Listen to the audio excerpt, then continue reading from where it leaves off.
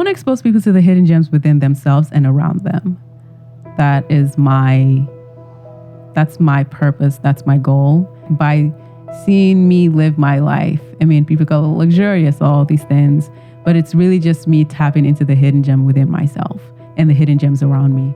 You know, giving people the empowerment, not just by looking at my life, but also the tools as well, the space, the resources to be able to have their own world of their own hidden gems, and to be able to not limit themselves to wherever they're from or how they grew up or their story, but also know that their story is always developing. Like you are a gem. I mean, when you find like gold, when you find diamond, it's a gem, but you don't really know. It takes someone to be like, I'm going to commit to finding this thing. And that's what I want for people. I want people to say, yeah, I did that because she gave me the space to do that. Welcome to the Sacred Thomas Podcast. All right, we are sitting down with Laolu Onabanjo. Wow. No, Laolu Onabanjo. On a banjo. You've told me this before. We've had this conversation before. Yeah, okay. Can you tell the audience how to pronounce your name? It's Laolu Onabanjo. Okay, welcome to the podcast. Thank you. Thanks for having me. How are you? How are you doing? I'm good. I'm living life. Yeah, you know, living life, traveling the world. Something like that. A little something. Yeah.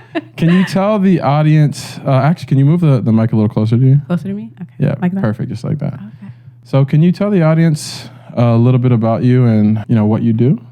Yeah, sure. So my name is Laolu Onabanjo, and I am a travel and food content creator, which basically just means I get paid to eat and travel around the world. That's just in a nutshell. Yeah. That's the end. Amazing.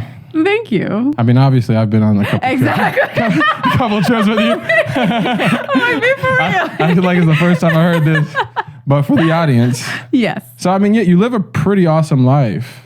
Oh, thank you. How did you get into it? Well, I actually didn't choose it. It chose me, so it was destiny. We were fated for each other. Okay. So I was working in finance, and at the time, so I came to Texas and for a job, and then the job disappeared, just like with COVID, everything just disappeared. So I would go outside just because I didn't want to be depressed in my house and crying and wallowing in suffering and loneliness and sadness. But anyway, so I would go outside and just walk around and try different places that I hadn't been to, because while I was working, I never got to really explore Austin or see what was around. And I just, take photos on my little broken iPhone, and one day visit Austin, which is Austin's marketing team for their tourism board. Okay. Then they emailed me and they're like, hey, we saw this photo you posted. We'd love to buy it. And that I was like, oh, wow. Yeah, it was kind of crazy. And so they bought the licensing rights for that photo. And at this time, I think I had maybe 2,000 followers or something, or maybe 1,000. And it was all people that I know. So not that I know 2,000 people, when you go to college or stuff. So they, and I was just like, wait, how much do people actually charge for us? I was literally on Google hey, Auntie Google, how much to charge? Yeah. And then I saw that people actually do it. People actually sell their photos online. And so that happened. I didn't really think much of it because I was still very much dead set on going back into private equity, and that was the world that I was in. So then they emailed again a couple of months later, hey, we saw this other photo. Can we also buy this one? And that was when I was, it was, and then it was a thing that they were renewing, that they were we'll renew the photo rights every year, but they would pay for the photo, to use the photo on their website. So every single time they would buy a photo, which was only 2 photos at a time, it would show up on Visit Austin's website. And then people were coming to my Instagram page being like, hey, just curious, how do I get to go to this place? How do I? And I was what is happening? So that's kind of how it started. And then from there, I was like, okay, maybe there's a demand for this. Maybe there's a demand for people actually wanting to know, because it's always something that we ask, right? It's whenever you think about a place that no one goes to, Texas, it's what do I do there? What is there to do in Texas? Right. When you think about or Iowa or New Mexico or something like that. And I've always loved traveling. I traveled before, but I would only go on vacation, not really for anything else. And so, yeah, that's kind of how it started. And then I just started putting together places that I go to and on Instagram. And then from there, it just grew into a thing. And I started like emailing other cities and states like, hey, I would love to come and like explore and expose hidden gems in your city. No one replied to me, but it took like 9 months. I mean, which I understand because they were just like, girl, you don't even have 5K followers, right? Right. But I kind of saw a market in it, you know, and I saw that there was something there. And if there's something about me, it's like my mantra is, if I'm hearing a no, I'm just not talking to the right person. So I'll just keep going. And I just kept going and I just kept emailing. And then New Mexico and New Orleans said yes about 9 months later because it was like when COVID was just lifting and travel was just starting again. So I did. So I went there and I did New Mexico and they loved it and kind of like did the little something online. And people started like booking trips to New Mexico and then New Orleans and then Oklahoma City. And then from there, everywhere else.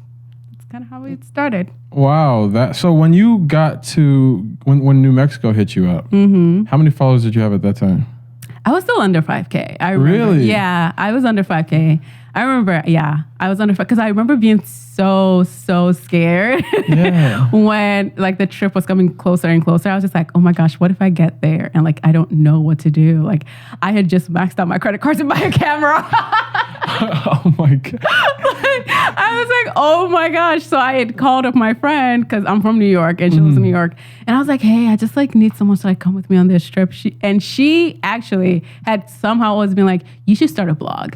You should like do something online. I was like, girl, do you see me? Girl, I'm going to be a corporate lawyer. That's not happening. Ew, gross. So she came with me and literally we're there just like on YouTube trying to figure out how to turn on a camera. Jesus. But it worked out. It worked out. Yeah. But yeah, I was definitely, I do believe that by the time I hit 10K, I don't know, it was a while. Not like a while. It took me about like, maybe a year and a half to hit 10K. Wow. But when I went to New Mexico, it was definitely like under 5K. They took a chance on me. I really appreciate New Mexico for that. They have my heart forever. That's awesome. So you said New Mexico and New Orleans. New Mexico, New Orleans, and Oklahoma City. It was like back to back to back because it was in the summer and those were the dates that they had available. And I was like, sure, I'll take it. And I was like, oh, do I also get paid for this? Did you? Yeah, I did. I sure did. Got my money. You mind telling me how much? I'm just curious. No, of course. I believe New Mexico paid me $3,000. Hold on. New Mexico paid you $3,000. Yeah. With 5,000 followers. Less than. Less. Yeah. You said 2,000, or somewhere in between that. No, I started when Austin paid for the photo. That was when I was at 2,000. Okay. And then so I had 3,000. I'd grown like 3,000 followers between like Austin posted my photos on their website and stuff, and like it was also coming up on Explore page. And how do you get that though? Is it just because your work was just that much different, that much better than? I'm just so good. How do I get what? The $3,000 at under 5K following. That seems like crazy high to me, but maybe I just don't know enough about the travel industry and the influencer world.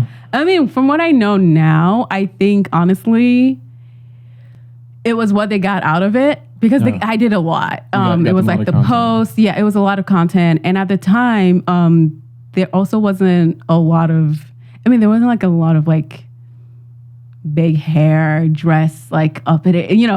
I had a whole brand. You're unique. Yeah, I don't know if I'm going to say that because I don't know everybody, but I'm me and me is unique. I think. You are. Oh, thank you. But I hope you meant that in a good way. No, a great way. Yeah, absolutely. I'm kidding. But yeah, I think it was more so Brandon because I didn't just come and say, when I was pitching to them, the whole pitch was about exposing hidden gems. Like I was very dead set on that. And I had a whole pitch in places that I wanted to hit. And I think it just showed a lot of research. And all travel boards and tourism boards, from what I've realized now, they have a minimum that they pay. They have like a range that they pay. And it's right around that range. So they can go lower, but they don't really... They can go higher. Depending on how much more numbers you have. But the 3,000 was like, okay, yeah, we can make this work, But I need to get you as my manager because I remember I told you about the Uber one. I will get the 25% on your paycheck. 15. 25. Yeah, Remember you're the Uber. Uber Yeah. I don't- So how are you now? Huh? How are you now with your negotiations? Oh, I'm doing better. Doing a lot better after you told me I dropped the You ball. did. You Heavily. really did. I was scared for you, honestly. I was like, ooh, I should hire him. You did. But now you If know, the audience knew how big of a ball I dropped. it was big. Is what we're going to say. But yeah, no, I'm doing better. I'm doing better now. Also, you're getting money? You making it rain? You know, I'm doing okay. You know, just still working on it. But hey, I mean, I'm still looking for management. Oh, Yeah. maybe you could be my... You know, right now my mom is my manager. Really? Yeah, but I didn't know that. You know, she knows a lot more about the music industry. She doesn't know anything about the influencer world, so she just kind of helps out whenever I need it. So, I mean, it all bleeds into each other. It's all about asking people for money. So yeah, that's true. But I mean, yeah. But let's move on to something else.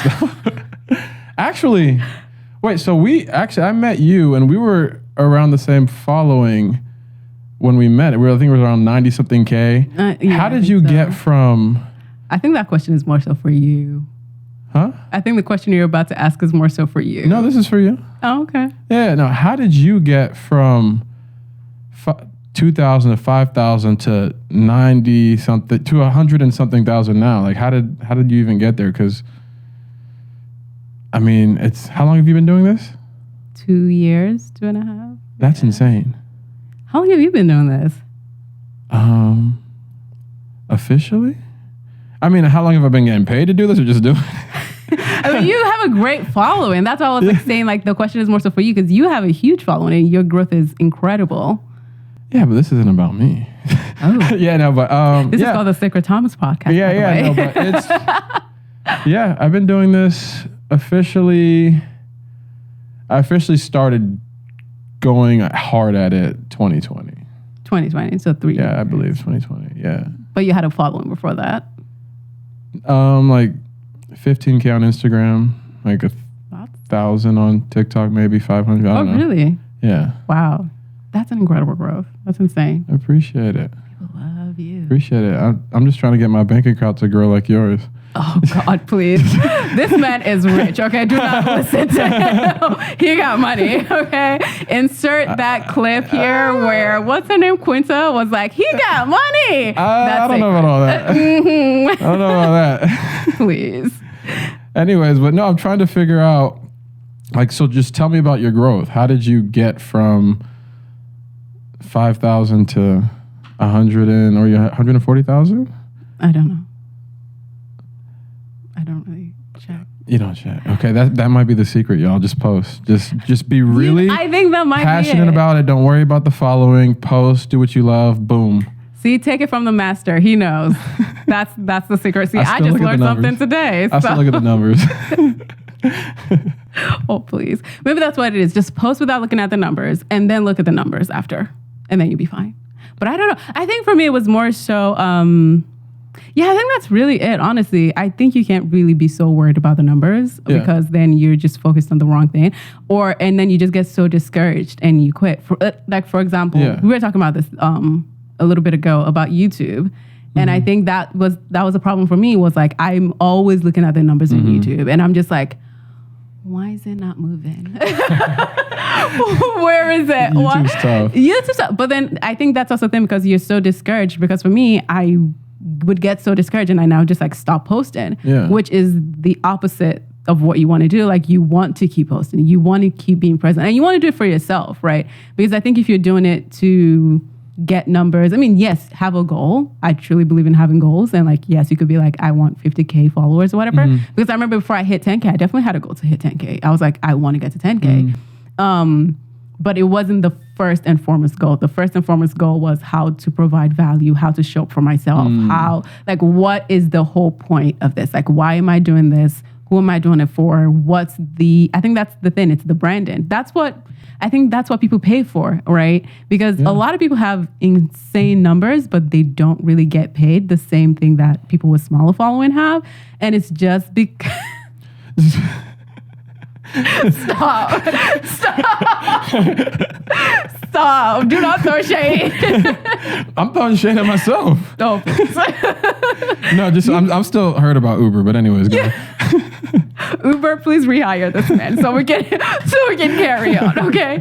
And I think that's what it is. It's like people don't really like. We've gotten to a point where brands are not. I mean, yes, they care about the number, but they more so care about like the person, like the branding. Yeah. What's the package deal? I mean, it's like dating, right? You know, Yeah. someone can show up and on paper they look great and everything, but it's like, okay, what are you really talking about? Though, like, what's up with you? Like, where are you going? Who are you as a person? Yeah, once you start living with them, once you start traveling with them. Oh yeah, you don't do that. You don't travel with people you date. I do not. We'll get into that. But keep going. I also do not live with them. Anyway, so it sounds like Sacred has a story to tell you. But what? I didn't hear what you said on your breath. You didn't? So. Okay. Are you going to edit that out? You can't edit that. I didn't hear it. Oh, you didn't? No, I said maybe Sacred has a story to tell you. I'm not shy. I'm going to repeat it. The start before it. You want to backtrack? Yeah, no, I didn't hear what you said before that. I heard that. What I said. Oh, okay. What was I? Right. I think it's literally the whole package deal, and I think that is where the growth comes. But at the same time, honestly, I'm always learning, and I think that's like the big thing is you just have to always keep on learning, and you can't take it too personally. Honestly, I think that was the thing for me was that I learned from watching other people take. The algorithm and all these things so personal. I'm like, relax. Like, it's deep. I get it, but it's not that deep. Like, I understand, yes, you've invested all this time and energy into building this brand and everything, but if it's for the right purpose, it's going to grow. It's going to find its own community, and you have to show up all the time. You have to show up, but also have a balanced life. Like, you have to be content with the life you're living in order to create good content. And I think that's what it all boils down to, because people can tell, right? If you're faking it, you can only fake it for so long. But there has to be a value in it. Like, what is the point? Like, what are you actually doing? Who are you? What are you saying? All your life doesn't have to be on the internet. I believe that if you are... Agreed. Yeah.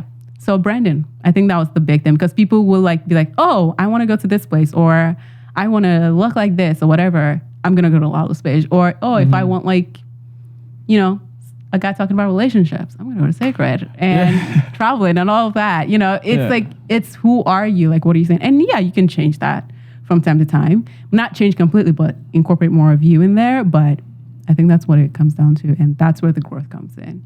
And then you expand from there. At least that's what I see. No, you are 100% correct. I think passion and value will absolutely drive anyone's social media account. Yeah. Like, if you're not passionate about it, then you're going to burn out. Exactly. If you don't provide value, people aren't going to look. And that value could be whether it's travel tips, relationship advice, comedy, something. Something, exactly. You have to provide some type of value. Yeah. So, but even with the YouTube stuff, I know you're saying you don't look at the numbers. I actually still look at the numbers on that. Oh, YouTube, I look at the numbers. Yeah. But I need to stop.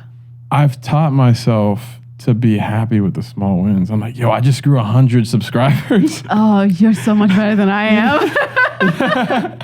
You're so much better than I am. Really? I think the thing for me is just like, I've never really had that overnight viral situation. Like when people wake up and they have like 100,000 more followers or like 50,000 more followers than they did the night before. I think you had that kind of moment. Yeah. It's been very consistently slow for you. Yeah. Or maybe I'm just delusional, but for me, I'm just like, it's always like a thing of where I can't really trace like what is happening. Like I would look at the numbers maybe like a week later and I'm like, oh, that's interesting. There's a little bit of growth there. But I think when it's not like that overnight success thing, it doesn't look like huge growth, which I think is very common for literally a lot of people. I think that helps though. I think it does too. I think it helps because you learn how to become a good creator. You learn what your audience wants to see, what your audience likes, what they don't like, what works, saying things in a certain way. I think you get a chance to learn. I'll tell you a story. I have a friend that grew like over 200,000 followers in like a week. Whoa. And it was crazy growth, but ever since then, I think he might have grown like, I don't know, 10K in like the next couple years. Wow. and the growth stopped because when you get that quick boost, you don't really know how you did it. That's true. So you don't get a chance to reevaluate how to do it again, and then your numbers just don't really keep up. Move. And I think in that scenario, you start to lose. You start to get what's the word I'm looking for? Dissatisfied, or just what's the word I'm looking for? Yeah, but you discouraged is the word. I'm looking for. Yeah, that's the word. You get discouraged. Look at me being very unhelpful. You're just like waiting for it to roll off my tongue. Just watching me struggle. That's fine, but you get discouraged, and then eventually you give up. So I think the slow and steady growth that you have is probably a big reason why you're still growing and doing it. Yeah. And you probably just tenacity. I don't think you give up. Yeah. Plus, you also got paid $3,000 with 3,000 followers. That kind of helps. I'm not gonna That's lie. very encouraging. The money made the growth part. I was like, oh, I'm still getting paid anyway. Like, whatever. But I think that's the thing. It's like, and I think that's the big takeaway, right? It's like to other people, everything might look really quick and really fast, and people would be like, "Oh my gosh, you grew like literally to this number in such a short period of time." But to us, to the creator, it could look very slow and very discouraging. Yeah. And I think from the outside looking in, that's why I always say, like, I mean, people say this all the time, comparison is a thief of joy. It's like what you're seeing as this, like, oh my gosh, I just want to be like this person. You don't even know how they're feeling about that part of their life. So while other people might be like, oh my gosh, she like grew to like 100K, like you were saying, in like 2 years. To me, I was like, where's the million? Here we go. But I mean, I also really agree with what you said about the discouragement on the overnight success, because I think it just like boxes them in, don't you think? Like whatever made them grow that much overnight, it's like people only want that. Yeah, absolutely. Yeah. Especially on TikTok. Yeah, I don't get TikTok, man. I thought I don't get TikTok. TikTok is a tough one, but I can tell you from experience, you can evolve on there, because I started with like the thirst traps, fashion stuff, and somehow they finally started listening to me. And now you're everybody's lover boy. Lover boy, what? I don't know where you're like what's the word I'm looking for? You're like the household, like wholesome guy. Listen, I need to start I just need to start showing more real stuff, because honestly, like, the stuff I talk about, I believe in, but I am not the most wholesome person that existed, and I feel like people think that I am. You're wholesome, because not my perfect. Name and all that stuff. Oh yeah, sacred light. It does have a ring to it. People assume I'm calling myself a sacred light or something. They don't believe it's my name. Ooh, they don't know it's your name. Every email I get is, "Hey Thomas." Every single time. No. Every single time. Oh my gosh, can you believe, like, how wild would that be if your name wasn't Sacred Light and you were like, I am the Sacred Light. Yeah, I am not that vain. Light of the world. not even close. That is crazy. Yeah. That makes it even so interesting that people would like be so interested in someone calling themselves a Sacred Light. I don't know. Maybe I need to start like surprising people and show them. I don't know. What should I post to make people know that I'm not sacred? I don't know, man.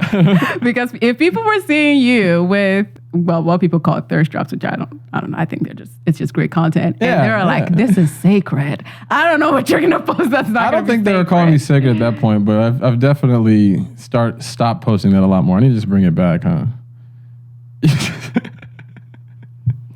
Give them a little something. Give the people what they need, what they're asking for. Yeah, that or like... Maybe you should start an OnlyFans. Jesus Christ, no. Jesus Christ, no. I could never. You would never do an OnlyFans? No, absolutely not. No? Nah. The people don't want that? I don't know what the people want, but I don't want that. You know, and I think that's huge, right? If we're going to be serious for a second, is you have to do what you want as well, not just what people want to see, because that's, I think, where burnout comes out. Yeah, thanks for moving on. Let's go. Yes, I'm gonna save you from this hole. Oh man, lost my train of thought. So, just like people do when they watch your content, they just train of thought gone. See, I brought you back to the hole. Now you got to dig yourself out. Jesus. So to move on,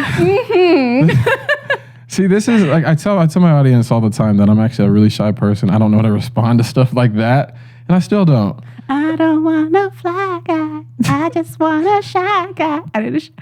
It wasn't on? No, it was on. I was just making sure. Okay. I just Sure? it was on. I pushed it in just to make sure because I have made that mistake once. Is this And we had to reshoot the whole thing. the whole thing? Yeah, me and my friend Thomas. Wow. Is this Yeah. on? I don't know. Yeah, but no, you're on. Okay. Yeah. So let's move on. Let's go back to you. So you grew your following to 100K plus. And do you have any goals for, I mean, I know you say you don't look at the numbers, but like what are some long-term goals you have for being a content creator? Ooh, wow. I want to show. Ooh, I know about this, but yeah, go ahead, tell the audience. I'm like, we talked about this. I do want to show. I want to show where I get to travel around and talk to people because I believe people are the hidden gems of cities and places. Yeah. And those like literally my favorite parts of when I travel, even when we travel together, it's talking to people who live there and just like who they are, what they do while eating, which I think would be great, and eating and drinking and like exposing the people and the culture and the foods of these places. But also just like telling people stories, I think it's really something that I've always been passionate about while, looking great and all that stuff. Yeah, that's the goal for me. And I would love to do something in fashion as well, Really? What about, wait, well, we'll move to fashion afterwards, but as far as the show, first of all, I think you would be literally amazing for a show. And if there's anyone watching on, I mean, would you want to be on Netflix or anything like that? Disney Plus? Whoever pays the most money. Money talks. What is this called? What is this called? Laolu Onabanjo. You just keep butchering my name like we haven't known each other for so long. For the longest, I was afraid to say your name because I'm like, I know it, but I know I'm going to butcher it. Every time right before our trip, I would look at your name again. I would look at your name again. The first one? Huh? The first trip? Both. But really, your first name, Laolu. I mean, it's easy, but I was just like, it's Laolu. Oh, Jesus. Wait. We're done. Laolu. Right? Am I not spelling it right? Sacred. Look at my jaw. It's on the floor. I'm remedial, y'all. Boy. It's Laolu. Is it not? Laolu. Oh my God. I thought we were friends. Laolu. Yo, where's my phone? I need to make sure that I'm not. How do you spell your name? How do I spell my name? Yeah. Say my name. She's literally gonna make me look it up. I am. She likes to play games. Do you even follow me? Let me check. I don't know. Oh, I never followed you back. You know I follow you. I don't know. Maybe you have me on mute or something. Laolu. Laolu. So y'all, I'm remedial. Anyways, we don't need to get hung up on this, and we didn't even have to if you would just tell me how to spell your name. I know how to say it. We'll see. Anyways, so yeah, what would you call the show? Oh wow, I don't know yet. I haven't really. Yeah, I don't know yet. We need to envision the whole thing. Yeah, this needs to become reality. We do need to envision Laolu's Bougie Guide or something. I don't know. Listen, I know Laolu's Bougie Guide. The hidden gem. Because you want it to be luxury travel. Yeah. I mean, I just want it to be luxury living. I think luxury is can be every single day. So it's just everyday living life, but luxuriously while also talking to people and exposing food and... How do you luxuriously talk to someone? Just like this. I didn't say luxuriously talk. I said luxuriously live. I think you can live luxuriously every single day. But also just exposing the people behind that, the people behind these places, and having conversations with them, telling their stories. Exactly. Yeah. I don't know. You definitely are the most bougie person I know. Actually, a close tie is my sister. For sure. Y'all always come dressed to impress. Like I've never seen you. You can't be not dressed to impress. I mean, every single time I'm just like, yo, I need you to be my stylist, period. No. I'm kidding. She hates me. I do. I do a little bit. But no, I haven't really, no, I don't know what the name is going to be yet. I think that's something that's been decided with the TV network. But I do need a name. What do you think? What do you think? Hidden Gems with Laolu. Well, so I'm going to, so I know, we both know Jeff Jenkins, and he's got his own show. So it definitely needs to have your name in it. Because he was saying how big of a deal, how much of a big deal that is. Anthony Bourdain did have his name. Did he? I think he did, right? On some of it. What was Anthony Bourdain's show? Oof. What was it called? I don't know. We should know this. I mean, you should know this. You're a travel person. Like I said, it chose me. I wasn't looking for it. So, anyways, I don't know, but I feel like it should. It should have my name in it. I feel like it should. You also have a very unique name, so I do. Probably a play on that with bougie luxury, something like that. I don't know. The path of luxury, the path of luxury with Laolu. The gem path, the hidden path, the hidden gems path. Yeah, those were good. I don't know. We'll figure that out. Yeah, we'll figure it out. But stay tuned. If you have a show, can I shoot it? No. Okay. Who else is gonna shoot it? I don't know. Yeah. Whoever Netflix decides to hire. That is true. I will make a great case for you. If I don't shoot it, I have to be on an episode. Oh yeah, but I think you'll definitely be on my team though. That'd be dope. I appreciate that. Of course. That's what's up. Yeah. That's what's up. I need to have someone to bother every day. You don't bother me unless you have me working. Don't say it. Don't say it. Working 12 hours. In the hot heat. Oh my God, you're so salty about that. We were both working. That is true, but I have 50 pounds on my back. Oh my gosh. and like 20 pounds in my hand. I actually do apologize about that. That was crazy. That was a crazy day. At the end of the day, like I signed up for it, and we both didn't expect that. I'll do whatever I can for the shot. I'll be on the floor and everything. So. Thank you. People who don't know about this, he's talking about the trip. Which one was it? I'm talking about Jamaica. He's like, I remember. So he's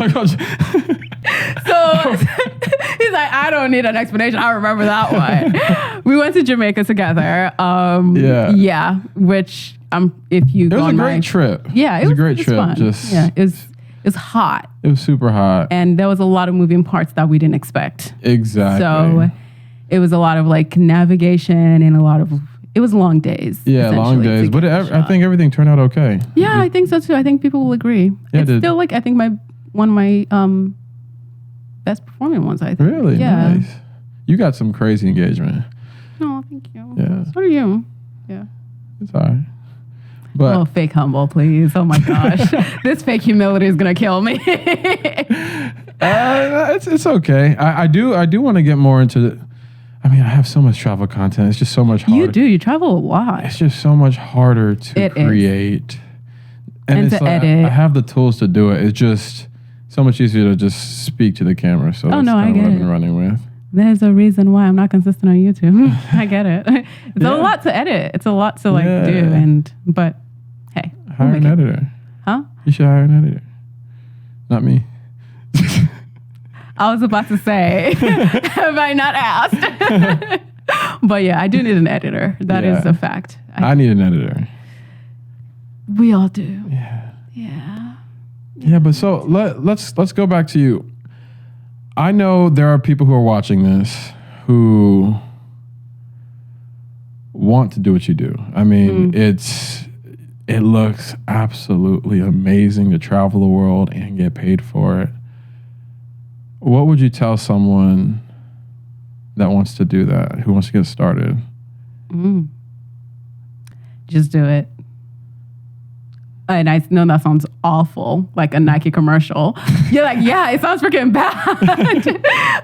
But honestly, I think that's the thing is you're not going to know if you even want to do it until you start. And you're not really, there's never really a start point, right? I don't really think there's a point where you're like, today I'm going to start creating travel content. You just have to start wherever you're living in, which is why I'm always saying that there's luxury all around you, because wherever you are, if you believe that there is something, there's a story to be told here, tell that story. And from doing that, I mean, literally this whole thing started with a photo that I took. It was a photo of a cocktail or something. It was a cocktail. Yeah. That I took. You were freaking out about the microphone. I have PTSD, but everything's on.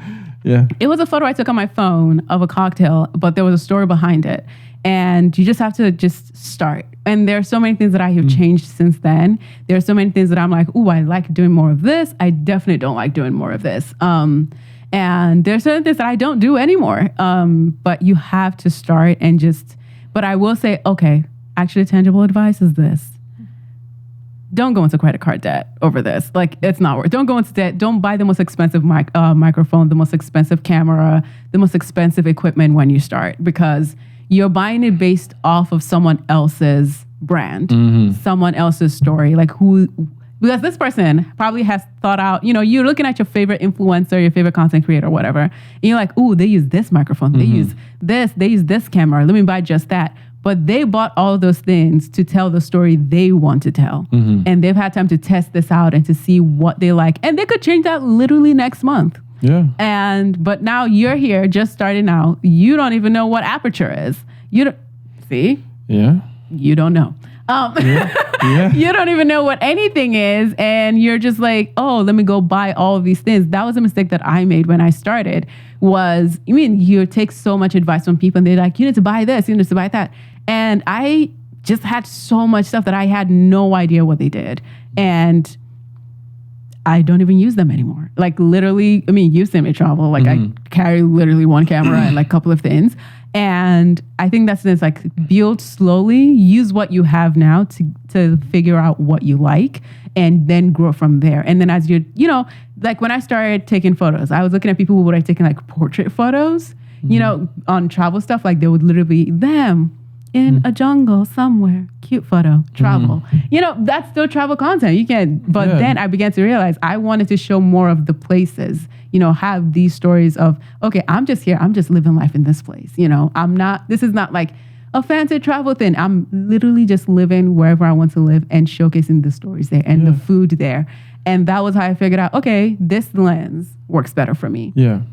So I think that's when it's like, really take your time, but keep moving, keep learning, keep pushing, keep learning, keep pushing. And then you start spending money from there. Just gradual spending is one of my biggest advice. And also another thing is this: negotiate. Everything is always up for negotiation. When it comes to when you start negotiating money, is if you don't feel comfortable doing something, like if they have all these terms and conditions and everything and you don't feel comfortable with it, negotiate. Because I think that's the thing, is like when you're starting, you feel so grateful to be here, right? Yeah, absolutely. To be considered. And you're just like, oh my gosh, thank you so much for considering me. Like, really appreciate it. So whatever they tell you to do, you're just like, yeah, sure. Okay, I'll do it, And the gag of the matter is that these people want something. That's why they reached out to you. So you kind of have an upper hand if they're reaching out to you. And if you're the one reaching out to them, they're talking to you because they like you. Yeah. They're not, no one is doing anyone a favor here. Like, that's the biggest thing, is don't get into this place where you think they're doing you a favor or you're doing them a favor. Like, this is work. And when it comes to work, they have expectations that they want from you, and you have an expectation of what you want from them. Everyone has to hold each other accountable. And so don't come into the room or into conversations. Yes, you can be grateful, put that in your journal, tell that to your God, say a little prayer, be like, thank you, Jesus. But when it comes to action negotiation, put that sense of gratitude down for a little second and just, it's cutthroat. Yeah. But don't be fair. Don't be mean. Don't be fair. But also make sure you stand up for yourself, because people will try it. And I've asked you a lot of those questions.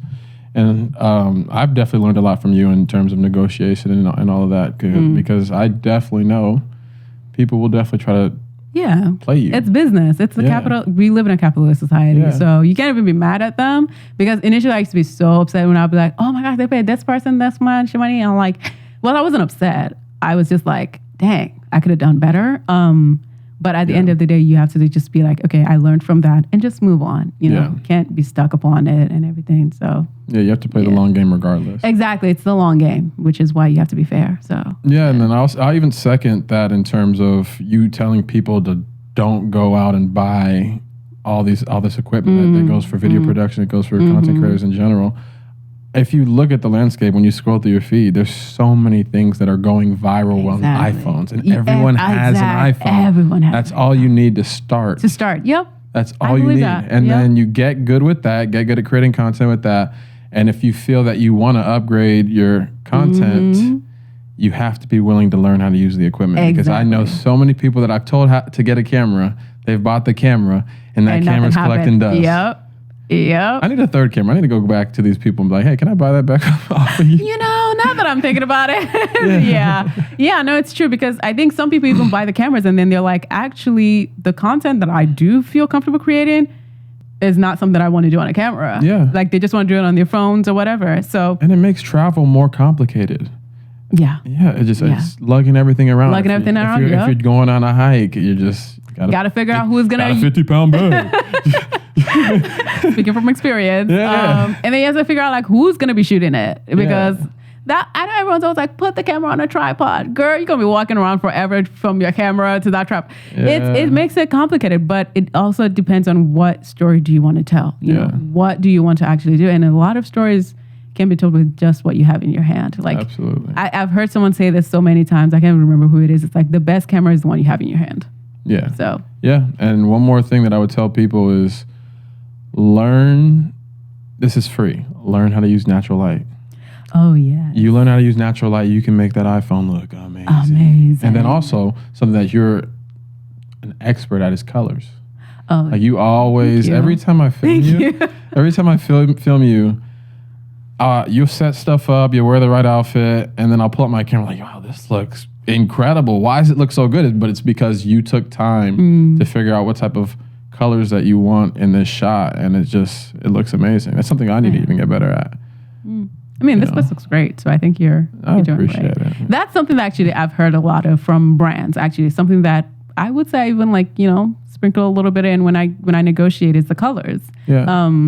Because I mean, you've seen me set up. You've seen like you just said, it's all about that branding. It's part of the branding, right? It's like when you think bright color, exactly. You think Laolu, So it's all about what people like. But when I started, I was not vibrant. I wasn't wearing bright colors. No. Is that content still on your page, or did you delete it? Yeah, it's there. It's there. I'm pretty sure it's there. Yeah. I'm gonna scroll back. It was all muted and everything, because at the time that's what I saw people in the travel in the industry in general do. You know, when people used to wear like all white and beige and brown. Oh wait, they still do that. No shade. I'm like, let me go ahead and switch shirts real quick. No, but remember like when that was like the thing was like when you would see people who were like, oh, luxury or whatever, it was always a certain color palette. White, brown, black. Everything was super muted. So I was like, okay, how do I stand out here? Yeah. And it became a color thing. Like that part I would say was thought out very well.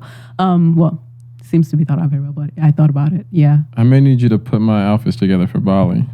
Ooh, I'd love to. Yeah. But I think you have great style. Just, you know. I appreciate that. I mean, definitely not when I'm working with you. I just put on whatever I can. You do. She throws the shade. Well, I guess I throw it on myself. You did. I'm just agreeing with you. Yeah, I know when I'm working with you, I'm going to be busting in sweat. Exactly. Regardless. So it's just like, let me just put on a shirt, some sweats. And you did get dressed when we were in Jamaica, though. Yeah, well, I'll try to get dressed for the dinners because there's AC. No, we were outside. We went to the beach club. But they had to buy me a shirt. No, not that one. Remember when we went to the silent disco night? Oh, yeah. I always bring something just in case. Yeah. So, yeah. You do wear a lot of Chelsea. Huh? A lot of what? A lot of what? Huh? What'd you say? Moving on. I'm going to hear it when I watch this back. You might as well say Well, moving on. Okay, anyway. Go ahead, tell me. Oh, I was going to say, you wear a lot of Chelsea boots. Oh, yeah. Like all the time. I'm like, how are his feet not hot? Oh, I mean, I just like Chelsea boots. I like boots in general. Yeah. Yeah, you wear a lot of Chelsea boots. And like, I don't know. Okay, well, what should I wear? I don't know. Is it stylish? I mean, this is a conversation that we're going to have. Yeah, I guess Because so. I think style is all about like how you want to present yourself, right? It's an image. So The way I present myself is I wear sweats every day and a tank, and I go to work out. Besides that, I don't know. I'm open to suggestions. I mean, it's who you are. Not, I guess I shouldn't say what you want. It's who you are. My style when I travel is like shirtless. Yeah. And the buttons is like right here. Open all the way to right here. I know, right? That's my style. Yep. Literally. Because it's so hot. It's always hot. We were I in like an to go to AC. tropical places. You were in Europe. Yeah, where it was hot in Italy. Mm-hmm. Yeah, it was sunny and hot during the day. At night it was cold. I ain't gonna lie. What? In the Amalfi Coast. It was cold? It was cold at night, yeah. That sure was For still sure. open. I didn't do that at night. Mm. Anyways. Where was I? I was asking you about... Oh, yeah. So many people want to have the lifestyle that you lead.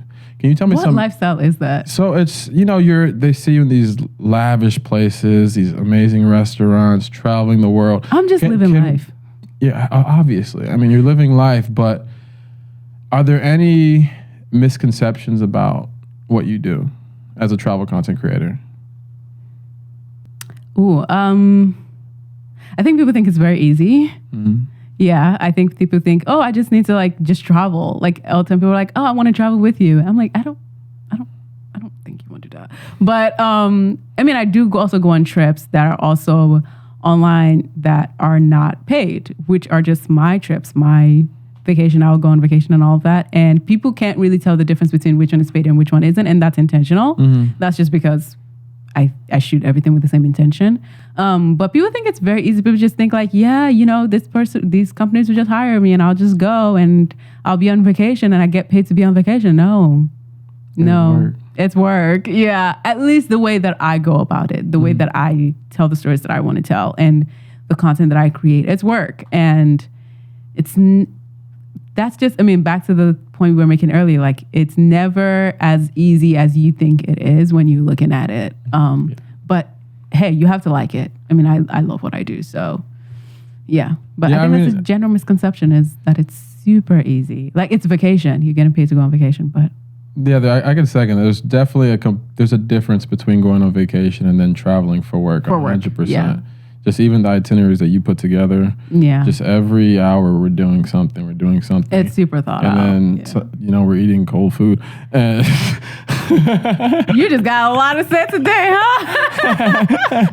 Yes, the food, you gotta shoot it. And it's different from like if you're just going to eat, these are different. Because also someone is always like, nah, let's do that shot again. I think that's just what it is. It's not vacation. Yeah. But also if you do it enough, you get better at it and you get faster at it, I think. But it's never a point where it's like, oh yeah, I'm just on vacation. Yeah. I think that's the general misconception of it. But at the same time, I still love it because we still I think we have a great time. And yeah, it's still fun. Yeah. It's a good time. Well, I think you do a good service to the world, for all the cold food that we eat, you get a chance to show people great places to go. And once they get there and finally try the same meals, it's high and it tastes so much better. It's community service, man. It's good for the economy. But yeah, I mean, got little sacrifices. A little bit No, but I mean, if cold food's a sacrifice, you're making it sound like I literally just like I'm No. Sometimes we'll get it done, and then we'll eat hot food. What I need to start doing when I work with you is be like, let's order my plate last. Yeah, I think so. I do agree. Yeah. So one thing I really, really hate is cold food. Really? Yeah, that's one thing. I love my food. Why am I hearing this now? Because I don't like to complain. Yeah, I do appreciate that though. You don't dwell on things. Yeah. Yeah, but you know now. I do know now. Yeah, we're just gonna order your food last. I mean, I'm not a great fan of cold food either, but yeah. Now I know. Yeah, but you built for this, huh?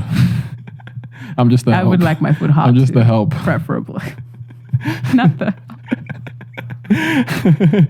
I wear many hats, y'all. The help who gets paid. Hopefully. Yeah, no, she pays me very well. So.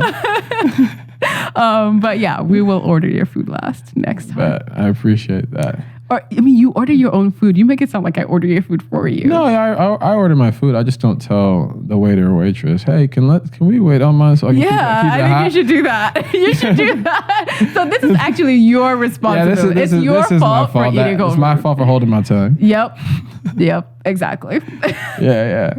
So you lead a very busy lifestyle. You travel a lot, and honestly, it can be kind of, what's the word I'm looking for? It's scary is not the word. I need you to help me find this word. Oh yeah, it can be intimidating for guys. Really? This is a great conversation. I think so. It could be intimidating for guys. How so? How do you deal with dating with being such a high value woman? Oh, Miss Sensitive. Okay.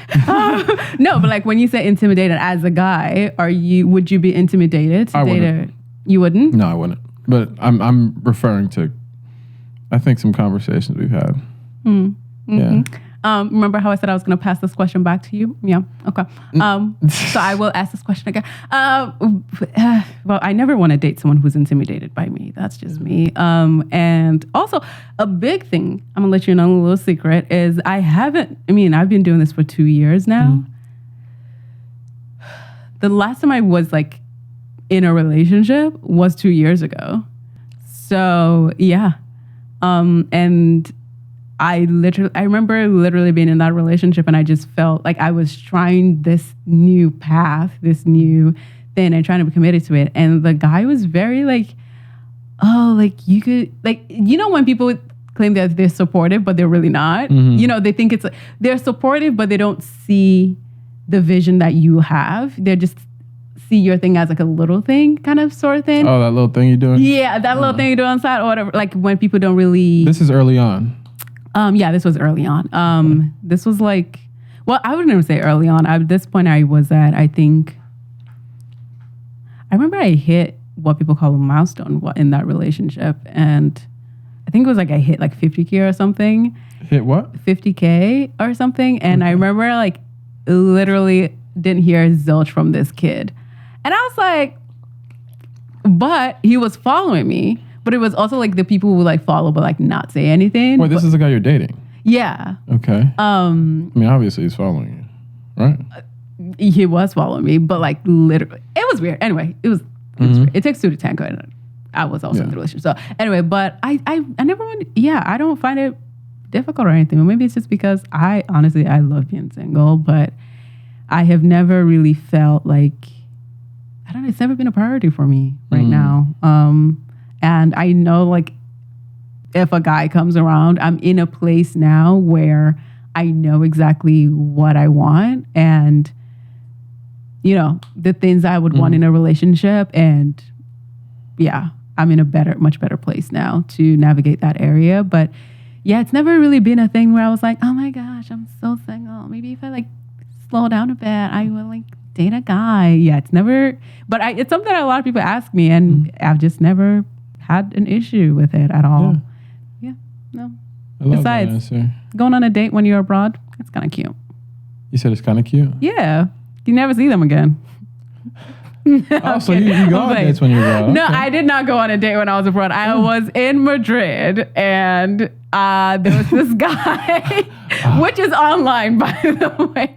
I know exactly what you're referring to. Yeah, exactly. You know what I'm referring. So yeah, and I think it's just like you just have a great time and you carry on with life, and you know there's a clear expectation of what's happening here, and it's just like just meeting people, having a great time, and it's just never. I think because I'm not the type of person who is so focused on dating and relationships being like center a priority in my life. It's just never really been a concern of mine. But to your question, that guys who find it intimidating, I do not want a guy who's intimidated by me. I want a guy who's going to be like, ooh, I see what she's doing. Let me invest in her. So yeah, to go off of that, what kind of guy? Because you said you know exactly what you want. What kind of guy do you want? What kind of guy is worthy of love? Worthy. I hate you. I mean, when I say I know exactly what I want, I mean like I know the things. I guess the better word should be I know what I don't want. Okay, let's start I guess there. that's the better thing. Wow, the guy that honestly, I just want someone who's literally doing their thing, living their lives, that they're anchored in their own sets of morals and principles and values. And I mean, it gotta be fine, of course. Of course. 6 feet at least, because I'm not looking down on my man, you know. Except if he's Lewis Hamilton. If Lewis Hamilton is straight, which camera? Which one's my camera? Oh wait, that's your camera. This one right here? Okay. If Lewis Carl Hamilton is straight, I am saying right now, he's the only exception to my rule of 6 feet. Anyone else, back to the point. That man is fine, okay? If he is straight. If he's not, I will gladly be a friend. I'm gonna post this clip. Hope it goes viral. I hope I find it. But then, like, literally, there are billions of people who are saying the exact same thing. His style, that's a big thing. But not everybody's Laolu. You know what? You're right. You're so right, Sacred. Not everybody's me. So, Lewis, I'm kidding. No, but seriously, that man is standing on the promises of style. Also, someone who's stylish. They have to be stylish. They also have to understand that.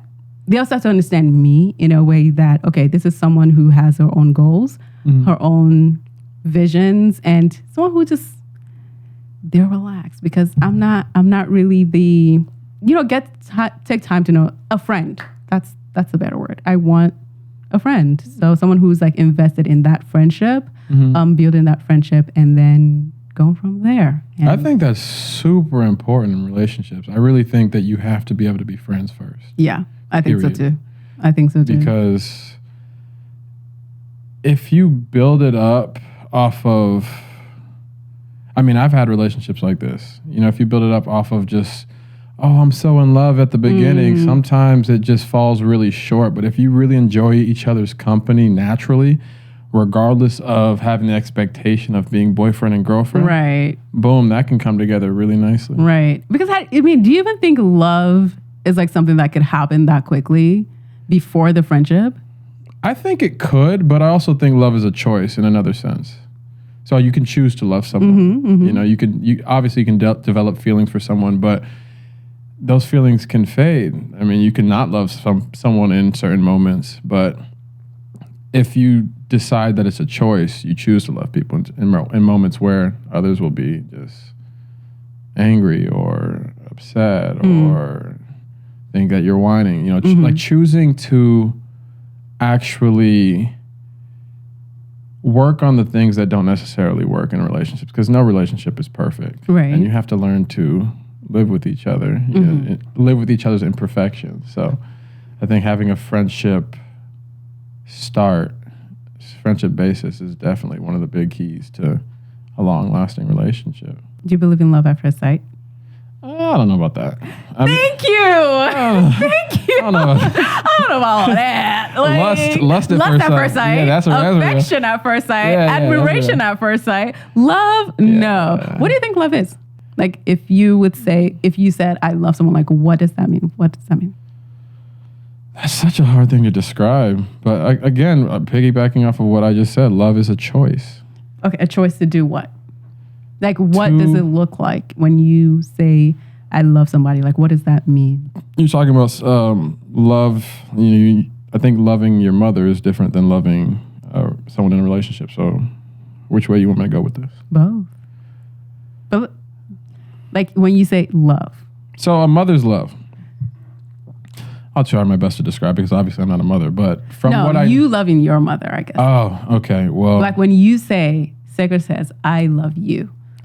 How do you determine that you love someone? That's the better question. How do you determine that, what I feel right now for this person, this is love? So going off of my mom,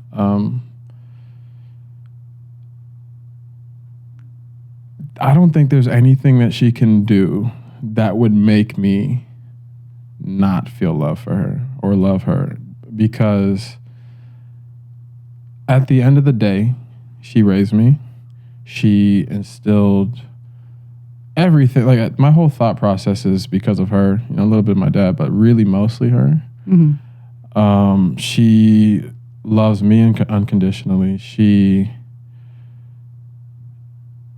I know how hard she's worked to put me in a position to even do what I do now.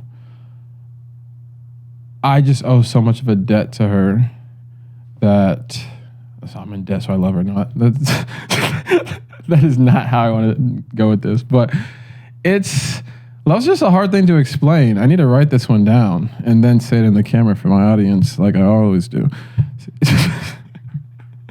No, but you know who Simon Sinek is? No. He has a really, really good talk about this. And I think the way he described it is better than any way that I could. But do you love your wife? Yes. Right? Prove it. Like, what's the metric? Give me the number that helps me know, right? Because when you met her, you didn't love her, right? Sure. Now you love her, right? Tell me the day the love happened. It's an impossible question, right? But it's not that it doesn't exist, it's that it's much easier to prove over time. She didn't fall in love with you because you remembered her birthday and bought her flowers on Valentine's Day.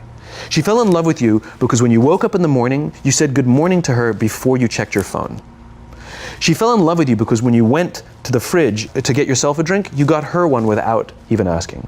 She fell in love with you because when you had an amazing day at work and she came home and she had a terrible day at work, you didn't say, yeah, but let me tell you about my day. Right. You sat and listened to her awful day, and you didn't say a thing about your amazing day. This is why she fell in love with you. I can't tell you exactly what day, and it was no particular thing you did. It was the accumulation of all of those little things that she woke up one day and as if she pressed a button, she goes, I love him. It's not about the events. It's not about intensity. It's about consistency. It all goes back down to, I really think it being a choice. Like, real love is a choice. To do what? To be there for someone even when sometimes you don't necessarily want to be. But how does that come about? How does it come about? Yeah. How does that evolve into love? Yeah. How does let's say, for example, how does the attraction, like, let's go for a romantic relationship. Okay. Right? Like, if you said, oh, I love this girl, and one of you boys goes, like, why? Why do you love her? Well,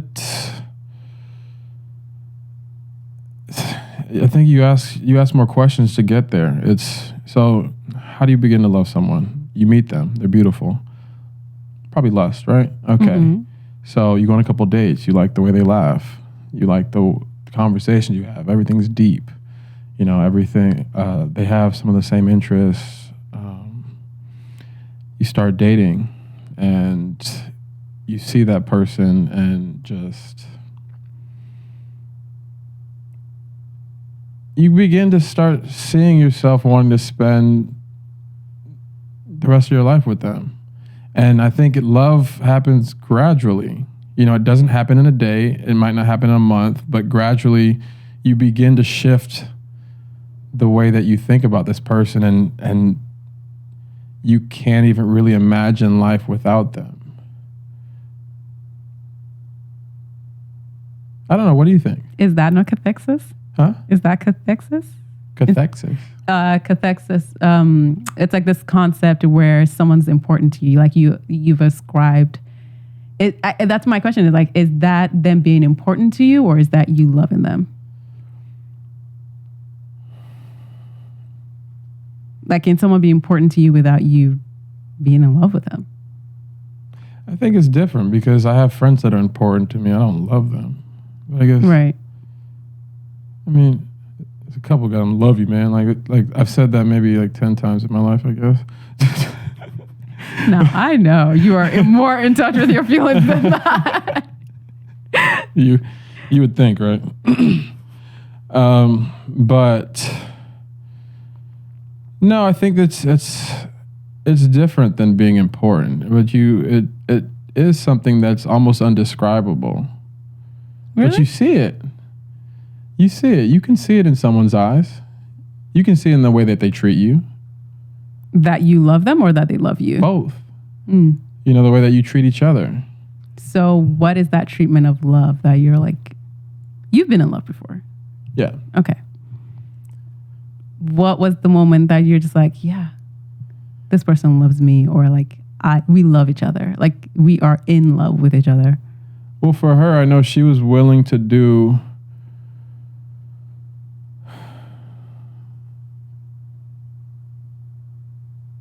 for her, I know, I mean, I know you may not believe this, but I saw it in her eyes. What did you see? It's not that I don't believe it. It's just the way that she would look at me and the way that I would look back. It was almost, yeah, we are in love, and, you know, we want this. Like, I can see myself having babies with you. I can see myself getting married to you. I can see us starting a family and doing the whole nine. But just the way that she was so selfless, you know? And I know one of the ways that I actually like to be loved is, and I hate asking for shit, but I love it when people actually offer to do things. So, acts of service. Acts of service. So, you know, she would just do little things for me that would just make my day easier. And yeah, it's, but how I knew that I loved her is I literally just couldn't imagine a life without her. And obviously, you know, that didn't last. It's not funny. And now you are living a life without her. How crude. See, they'll all be like, the guys are always like, I can't imagine life without you. Blah, blah, blah, blah, blah. 6 months later, them out here just breathing in air. It's like. But here's the thing. Any relationship I've been in, I've never been the type of person to be like, fuck you, I hate your guts, you know, just end bad. I've always wanted to end things on good terms. And I've always been able to extract value from the people that I've dated. And just like you, I know you said you know what you don't want. It's probably because you've figured it out from dating people that this ain't gonna work. Right. So regardless of me saying, like, talking greatly about this relationship and not working out, I think what we did have at the time, it was great, was true. And I just think, you know, there's definitely a, you know, different lifestyle choices, but I never want to speak badly on, you know, past relationships. Absolutely. Which is, I think, is a red flag. Actually, if someone speaks ill of their ex, unless like that person was literally the devil, is like, I consider that a red flag. Yeah. Like, you were also in the relationship, right? It couldn't have been just one person, but yeah. Yeah. I mean, that sounds like love. Huh? I said that sounds like love. Like the way I would consider love. Yeah, yeah. And we definitely had our problems, but I know I'm at fault too. And I think that's really important, because I know people go from relationship to relationship. Like, this person treated me bad, this person did this person is always, whatever the case is, they don't ever look in and self-reflect. They keep having the same problems with different people. Ooh, yes. So that's a red flag for introspection. At some point, you know, you're going through these relationships and you're not learning what you need to learn to move on, to actually find the love of your life. Amen. You know? Do you think there's only one love of your life? Ooh, I don't know. No. But I also don't believe in infinite statements. Ah, okay. So but I also think it's a choice. True. So I think you can choose to love multiple people throughout life. But yeah, is there just one person out there? No, I think there's a lot of people. Soulmate. Yeah. You one and only. I'm sure you could have multiple soulmates. Ooh, this man's Wait, is that what you want? Oh. Yeah, let's get back to you. So wait, so you want multiple husbands? No, I'm not no 7 husbands of Laolu Onabanjo. No, I can barely even handle one. No, just Yeah, no, I don't. What was the question? I just asked you Exactly. if you wanted The end. multiple husbands. Are we good on time for you? What time is it? Yeah, I think we're fine. Yeah, Okay, just good. double checking. Yeah, so we're at 4:30. we're fine. Yeah, Okay. we're good. So should I set a timer for 5? We'll be fine. Okay. Yeah. Cool. Is it raining? I don't know. I think so. Anyway, So, okay, well that's. look at gotta- you having a therapy session today. Yeah, I know. Now the good ladies, now you know what sacred wants. I'm not gonna ask the question, but I'm just gonna carry on. The question everybody wants to know. He already knows the question, so I'm not gonna. So ask back out on. Well, I mean, we'll go into this. So you told me a little bit of what you don't want. I mean, I think you don't think you dove deep in as deep in as I wanted you to, but I'm very good at deflecting questions. there you are. Okay. And thank God for my terrible memory. Yeah. I actually, no, I wasn't even intending on deflecting. What I don't, I mean, I think I kind of sort of answered it. I mean, I don't know. You never really know until you're in, well, not until, but like what I don't want, that's just it. Like, You want a guy on your level. Let me not put it that way. You want a guy who has his own life. right. That you guys are literally doing your own thing, but you are choosing to be together, choosing to come together and share the same life. I feel like you don't even want to live in the same house though. You know what I'm gonna have? feel like you're one when of I get those. married, I'm gonna have one of those like 2 houses with a bridge in the middle. I knew it. I'm playing. Honestly, I don't think that's that bad. I don't think it's bad either. No, I mean, I think you'd probably But be no, I do want to live in the same house though. But I would like, the option, right? yeah, the bridge could like, I mean, we're gonna have like our own, like I'm a big believer in a relationship that each person in the relationship, especially once you're married, each person has to take at least one solo trip. I don't care where you go. Just go somewhere you by yourself. Like a year or No, ever? no, like in a year, like each person has to take at least one solo trip for like maybe like 2 weeks or something. Just you do what you got to do. Each person also needs to have like separate hobbies. Like you need to have things that you do enjoy together, but things that you genuinely love to do that the other person doesn't have to do it with you. And I think that's like super important because I don't know, sometimes I've been in a relationship where like it was like, oh, we have to do everything together because that's what girlfriends, and I was like, nah, B, that's not happening. Preaching to the choir. And you're like, I'm tired. I'm just saying in general in the past. Yeah, I think everyone has to have like, because you are a human being before you came into this relationship, and boundaries also need to be respected, right? They need to be communicated and respected. And I also, okay, so one trip per person, solo trip. Whenever you pick the time. We, at the end of the year, we set the calendar for the next year. When do you want to go on your solo trip? And then one trip, at least one trip together. Definitely more than that, but somewhere new, explore together. Also, while we're there, one day that each person gets to like do their own thing. One day. Just like, I love that. I Yeah. think it's like, because then you get to like, you experience this place with this person, but you also experience it on your own. And like, it's really nice. And I think it's very important. And then if kids are in the situation, no matter, like if it's turns. 2 kids, take turns of trips with the kids. I think it's super, super important because then you have your own relationship with each other, your own relationship with yourself, and your own relationship with the kids. So that's my thing, is someone who literally loves themselves and they're committed to increasing their own love for themselves through whatever it is that they do. And my role in the relationship to that person, because what I consider love is an extension of someone's resources to making someone a better version of who they are. Not a fixed version. I'm not here to fix you or anything. Like I saw you as you were and I was attracted to you.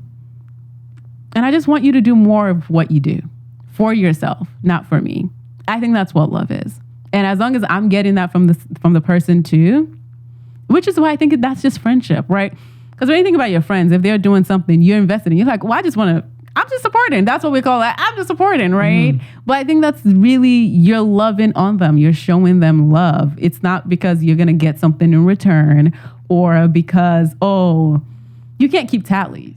And I think as someone who's been in a relationship where tallies was kept by the other person, it was like, well, I did this then for you. And I'm like, oh, so you didn't expecting something. It's so detrimental. Like you're keeping tabs. Yeah. So for me, it's just, that's what I consider love is. But I think that also comes from just friendship and knowing someone, right? You take the time to really know them, to know what they like, to know how you can support them and, you know, their boundaries and all those things. And you really take time. Honestly, if a guy, also he has to know my middle name. That is cute. You can't say you love me and not know my middle name. That's just wild. Like my middle name and my blood type. Because what's your middle name? I know your last name. You want me to tell it to everybody? And I got this one. They can start practicing. You know? They can start practicing. We can say that off But you camera. drop some nuggets for people. That is so real. You coming into this, it's almost like you guys are each other's best cheerleaders, period. Like you honestly. you really admire this person. You want them to do great. Yeah. You want to do everything that you can to, you know, help enhance that. And you do that exactly. for each other. For each other. Yeah, that's I think, that's what I want. Yeah. And also, let's circle back. You got to be fine. Because I'm not doing that whole Beyonce and Jeff. Love you, Auntie B. Can they make less than you? Can they make less than me? Yeah, it's a question a lot of people are asking these days. All these relationship podcasts. Is like, can the guy make less than the girl? Yeah, can you know what your I think about that husband question? Make less than you? Is that? You know what I think about that question? What's Only that? poor people ask that question. Ooh, so basically you're saying he's going to be rich regardless. Regardless, like I'm not going through your bank statements. Like I just know. I think it's like a question that I think it's a question that one, people who want control ask, and two, people who are in a poverty or scarcity mentality ask. Because you're saying that you want this person to always be in this range of life. Also, I don't consider that love, because if they want more for themselves and you're saying, well, you know, he has to make more than me. Okay, what about you? Do you want less for yourself? Like, are you now stifling yourself from making more in the future? Like, if that opportunity comes around, do you say no? Because, oh, well, my husband makes this X amount of money. I don't want to know how much my husband makes. I don't care. He has an accountant. I have my accountant. We have our family accountant. That's it. You know, he's doing good regardless. So and separate bank statements completely, or do you separate in one joint? Separate in one joint. Boom. Love it. Same. Yeah. I used to work in finance. I saw things go down. Okay. And my mother has always told me, have your own bank account. Yeah. You know, love is nice, but money it just gets really, really messy. And even when you have the best intentions, like just have your own coin, because trust me, I worked in finance. That ain't happening. Separate accounts and a joint account. It just makes sense. It literally just makes financial sense. But also, why do you have bank? Why? What do you have? What? Why are you complicating your own life? Like, but that's what I really think it is. And like when it's built on friendship, I think if it's genuinely built on friendship and true love, there will never be that moment where someone disrespects the other person. Yeah. Because it's like, nah, like I love that person. I wouldn't do that to that person. Like, you know what hurts the person. It's like when people are like, oh, hurt people. I'm like, no, that's BS. Evil people hurt people. Hurt people heal, because they're like, I never want someone to feel that way again. The way I felt when I was in that position. Are you talking about cheating specifically? I think in general. Because eventually you're going to do something that upsets them. Oh, yeah, absolutely. But when they say like, I think people who say like hurt people, they say it because they've done something with the intention of hurting the person, right? And I don't think if you love someone, you ever do anything knowing that person will be hurt. Intentionally. Oh, some people do it with intention. Yeah, but I think even if you love someone, it's possible to unintentionally hurt them. Oh, yeah, absolutely. But it's just but all if you about cheat, how, that is unintentional. That is very intentional. Yeah, I mean, but it's really all about, I think, how you rebound from that. Do you figure out how you hurt her or him, and then make a plan to make sure it doesn't happen again? Exactly. Or do you say, well, hurt people. If a guy ever says that, if anyone ever says that, I'm checked out of the conversation. I agree with the statement, hurt people. I think it's unintentionally, though. It's just, I think it's people that aren't really in tune with themselves. No, I'm saying like when people use it as their reason for action. Oh, so they're using on themselves like I'm hurt, so I'm going to hurt. Yeah, like I did this thing, but you got to understand like hurt people. Like nah. Well, yeah, that's yeah. trying to take the. Oh no, I agree that hurt people do hurt people. Exactly. Yeah, you have to pushing it to trauma instead of actually like Yeah. No, I agree. Hurt people if they don't heal because they're still looking at the world from that hurt lens. But yeah. Okay, well, I think do you believe you can fall out of love with someone? Maybe. Yeah. How? They hurt you enough.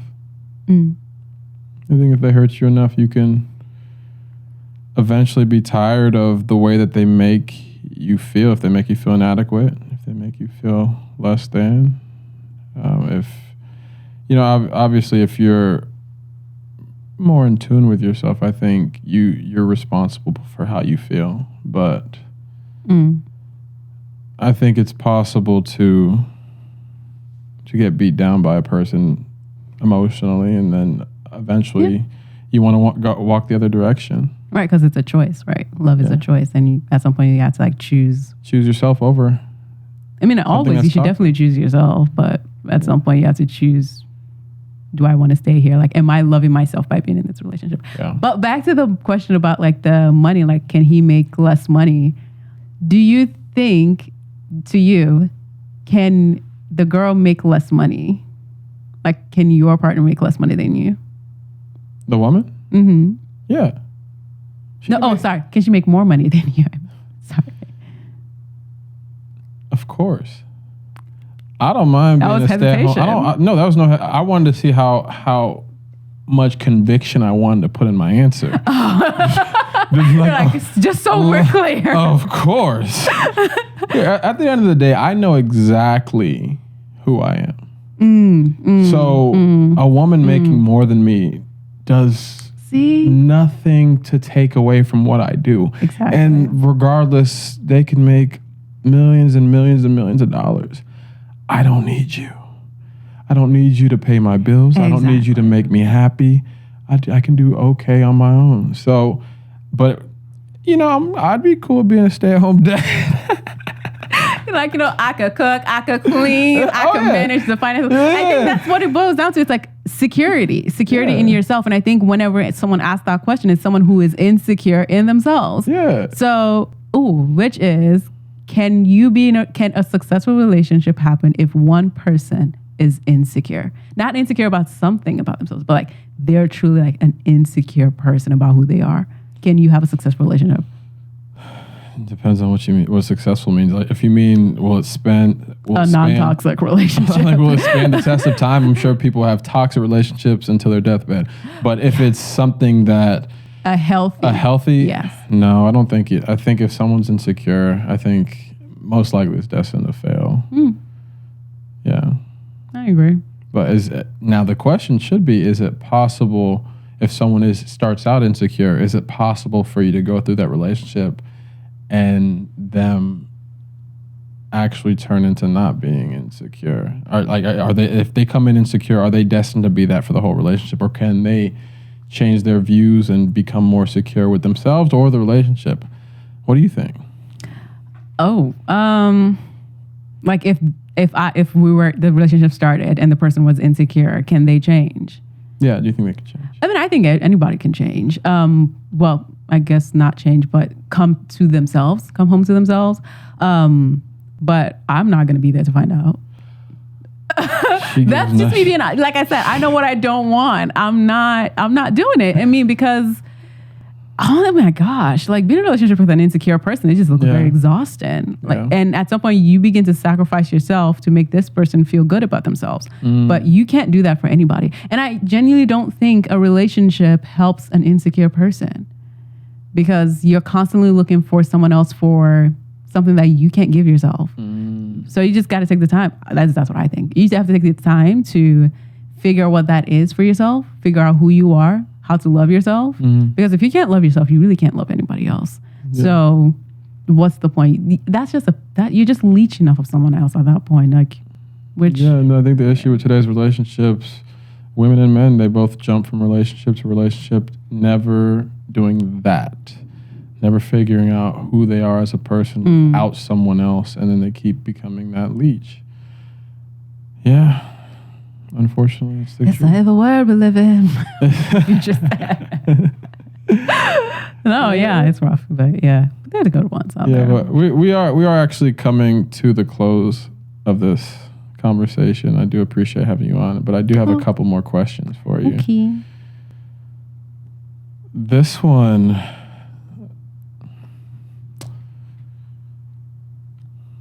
how do I ask this? Just say it. I'm sure we've talked about worse. No, it's.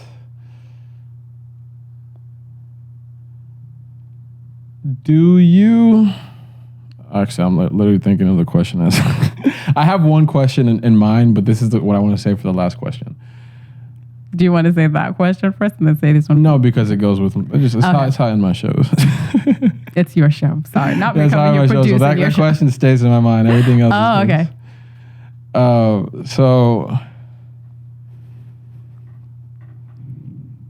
Let me ask you this.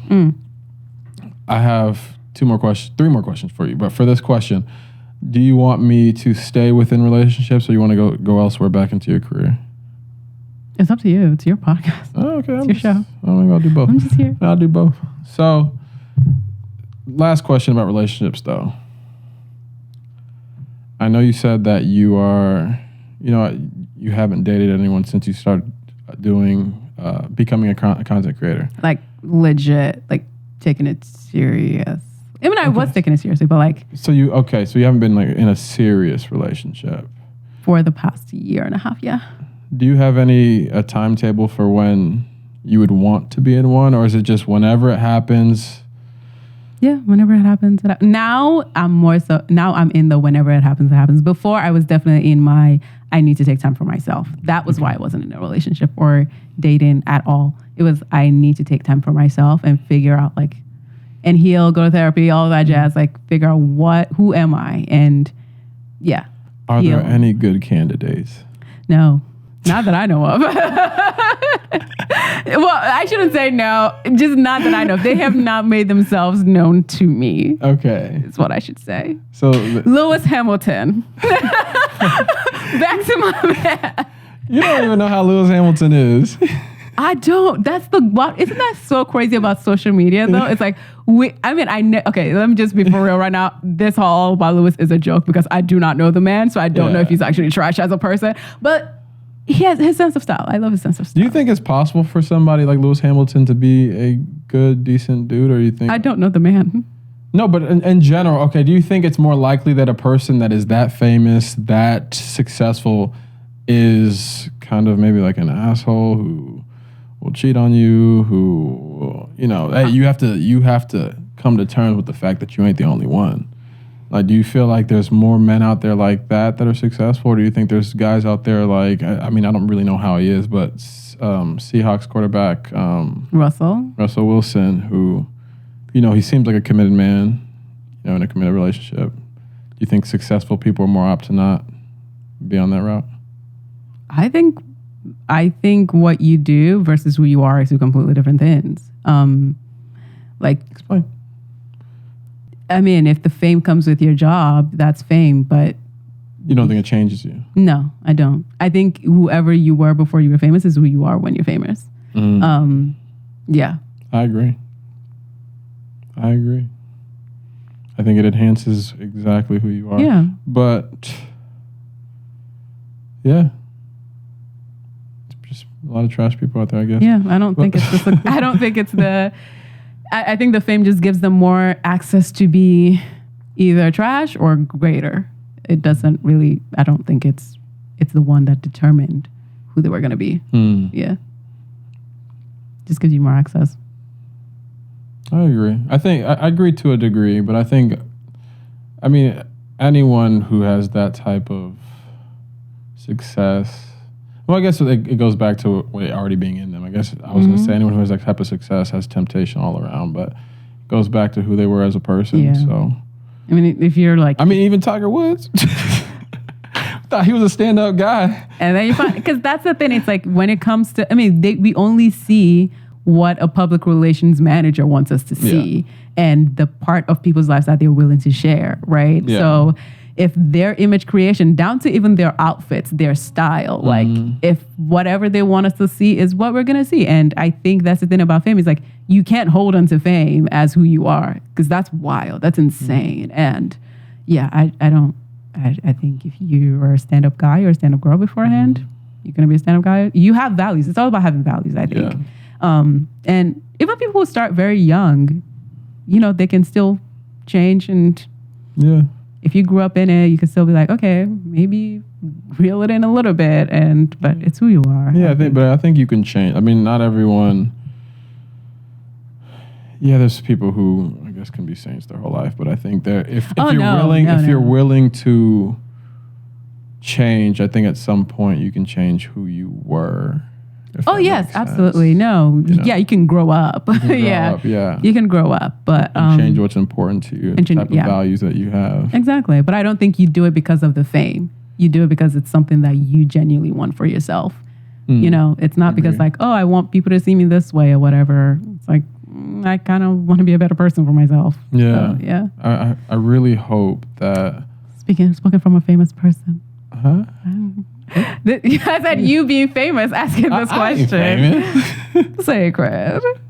You know, there's everything's perspective. Everything is what's so perspective. crazy to me? Just I forgot who is. I've been starting to see people that I follow who like whenever I met them and you know, I'm like, dang, this person's following me. They had like 400K. I'm like, yo, they're so famous. And then you're like, wait a minute. Now I'm there on Instagram. I'm just like, I'm not famous. What are you talking about? But it's all about perspective. Thought, this person, perspective is for sure. But I really hope that he's one of my idols. LeBron James is as good. He's a stand-up person. Yeah, I really hope. I mean, it's none of my business, but I just like his story.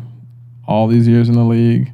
High school sweetheart, still no blemishes. You know who else would thought like that? Kobe. Rest in peace. We're gonna edit this out. Please edit. No, but he had blemishes. He did, but like before, but he was able to rebound. He was able to rebound from that. That is. Yeah, he did. He had so he rebounded when he retired. No, he rebounded in his career. But the thing is, his game was so good. So good, right? People were overlooking everything else. Everything that happened. Yeah. And okay, so that goes into because you have a bad situation, does that make you a terrible person for the rest of your life? I don't think so. No, I don't think so either. You know, and I think he rebounded pretty well. I don't know if that ever happened again, but Kobe's also one of my favorite players. He's a great player, hands down. But 100%. You know, his greatest of all time. He's a GOAT. Yeah. Yeah. No. I don't know if he's a GOAT. He's up there though. Kobe, he's up there. Well, I guess LeBron now is. Yeah. I mean, it's. But can you only have one GOAT? A lot of people say Michael Jordan. I'm a LeBron guy. My dad would agree with you. Yeah, I'm a LeBron guy, but we won't go into that. Why doesn't Steph Curry ever get this love? He never gets. He's starting to. He's starting to. Yeah, they're not saying he's the GOAT, but they are putting him in the conversation with the top 10. Top 10. That's so crazy because it's like the best like 3-point shooter, but he never gets. I guess because like that's what he does. He doesn't have the versatility the others have. He's very versatile, and he's definitely one of the best players to ever play the game. But so what happened? Go with he's competing against giants: Michael Jordan, LeBron James. Those are. I mean, those are my top two. LeBron, Michael first. LeBron over Michael? No. LeBron, then Michael. LeBron over Michael? Yeah, I have a case for it too. Please. Okay. If you're a franchise, starting a team, and you want one person to maximize how good your team could be, you can pick any player in their prime in history. You'd have to pick LeBron. Because LeBron can do absolutely everything. He can post up. He can pass. He can score. He's the leading scorer of the league ever. He's taken so many trash teams to the finals. I think there's a huge case for him. I think he automatically makes any team in his prime a contender. I think Michael Jordan is the ultimate killer, the ultimate scorer. But I think if you gave LeBron the same trash players and you gave Michael Jordan the same exact identical clones, I think LeBron's team would do better. Do you think LeBron has more resources available to him to make him a better player than Michael had? Oh, you're saying today? Mm-hmm. Well, Than Michael had of back course then? he has more resources. So does that factor in? I don't know. I mean, there's I'm not saying either Michael or LeBron are better. I I think most people think Michael's better. Like that, most people have that. I think when I've seen most polls, Michael Jordan is number one, and it won't. Who's the better businessman? I mean, Michael Jordan makes more, I guess, so you have to go to him. He owns Jordan, but depends on which business. He doesn't own Jordan. I mean, it depends on which business. You know, he's got the Jordan brand, but him as an owner of a franchise, he kind of wasn't that good. So it depends. Actually, but yeah. I think LeBron's well on his way. He may eclipse him eventually one day, but it'll take time. Yeah. How we get on basketball? I didn't know I talked about basketball with you. I didn't know I talked about basketball with you. I don't know how we got here, but we're here. Yeah, well, so going back to your career, Mm-hmm.